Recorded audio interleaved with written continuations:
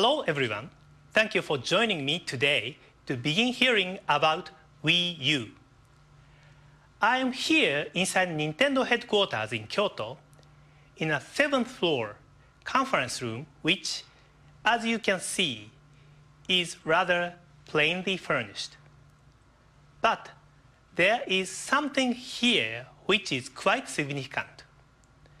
These are the Japanese character for Dokuso. This is a term which has guided Nintendo since the early days of the company when Mr. Hiroshi Yamauchi was president. In English, it means creating something unique.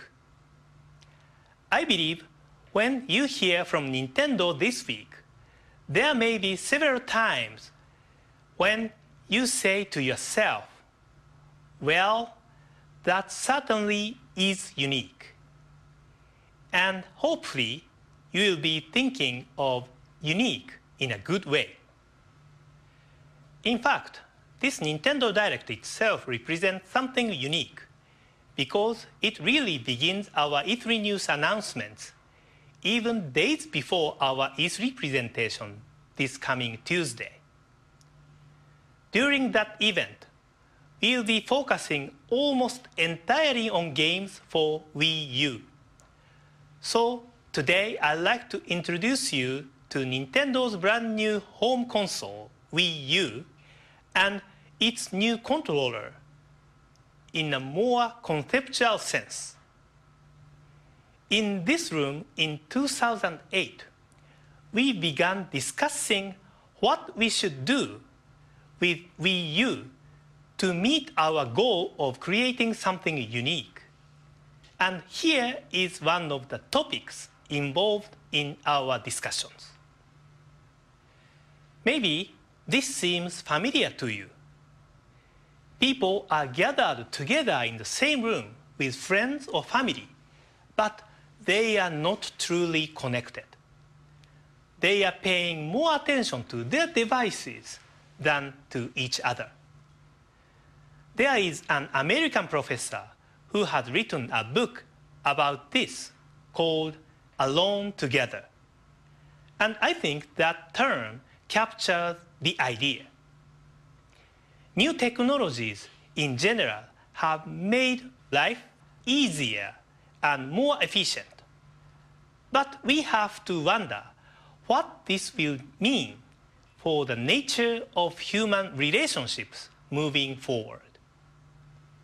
So one of the challenges we set for ourselves was creating something that would help unite people rather than divide them, uniting whether in the same room or great distances apart. And this was a tool we devised to help accomplish that. It is a controller for Wii U, and it's called the Wii U Gamepad. Let me tell you how we decided on the name. In the 1980s, we began selling a home console known in Japan as the Famicom and in America as the Nintendo Entertainment System or NES. The controllers for previous game platforms typically had a joystick of some sort, but the NES had only a flat surface with the plus control pad.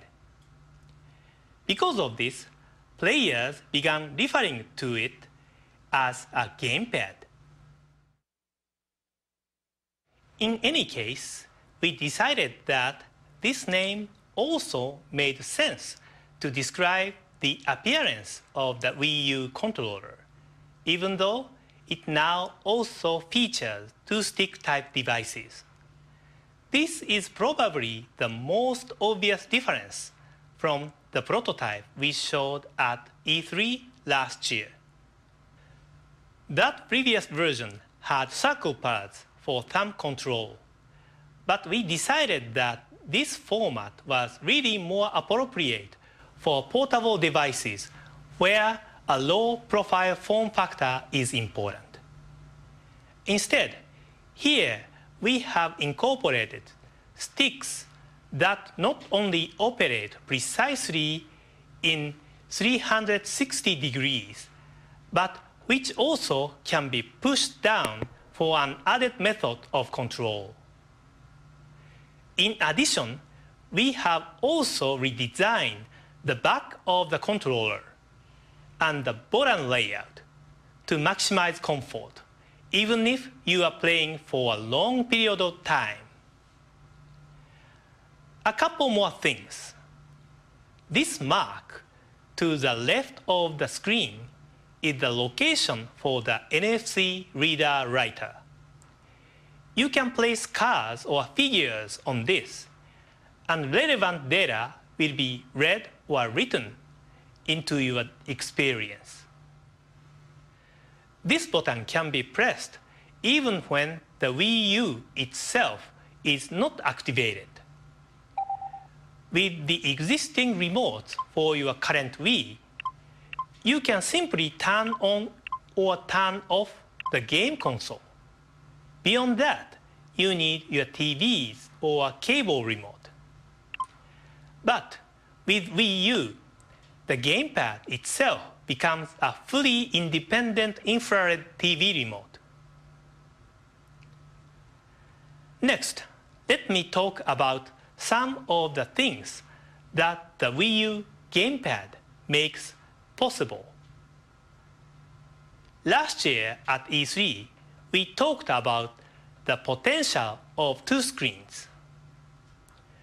Of course, many people already operate the two screens of both Nintendo DS and Nintendo 3DS.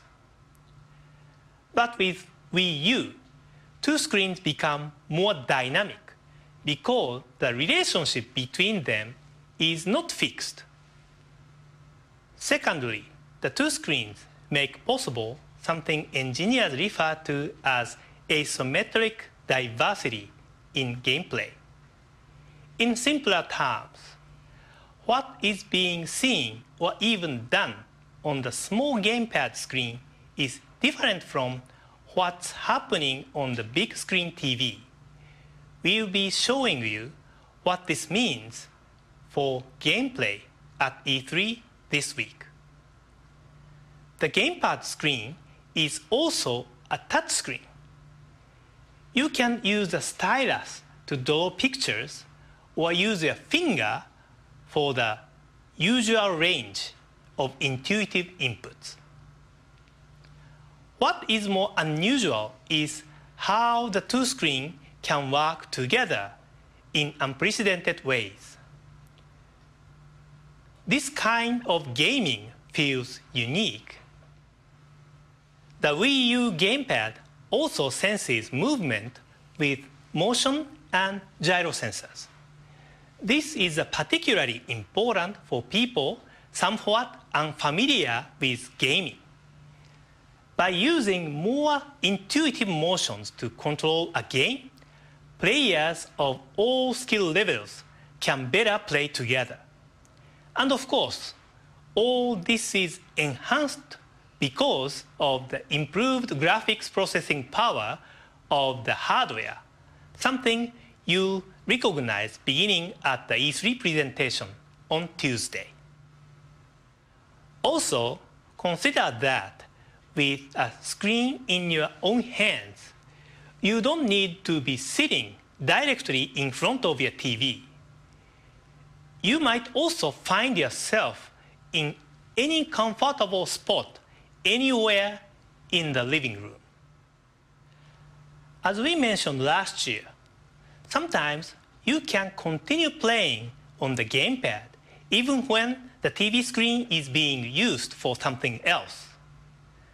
This might occur with more casual games, when you are in the middle of your Wii Fit routine, or when you intend to spend many hours deeply immersed in your game, and others aren't willing to let you have the TV to yourself for all that time. And in any of these situations, not only will you see high-quality console graphics on the big-screen TV, but those images can be displayed on the Wii U gamepad without delay, something no existing handheld game devices can do. Wii U will support all your previous forms of Wii control, including the Wii Remote, the Nunchuk controller, and the Wii Balance Board. For those who are mainly interested in multi-platform games with more traditional means of control, we will also offer the Wii U Pro Controller as a separate peripheral, which is lighter and maybe more attractive for longer, more intense forms of gaming. Overall, some people may wonder if Wii U is a simple evolution of Wii or something entirely different. I think maybe the best answer is both. In 2006, we changed the way friends and family interacted in the living room. One way we thought about this was turning the living room into a kind of playground. And that play could also be expanded to distant locations. While many Wii games were single-player, probably the most memorable experiences came when people would play together. Today, Wii U does what we did, only better. And at the same time, it is also something entirely new. Not only can it connect people in a better way within the same living room, but it also connects people living room to living room in a much more compelling way. By this point, I think maybe it's better to show you an example rather than continuing to explain. And in the spirit of creating something unique, I think maybe the following is not what you normally imagine when you hear the term game video.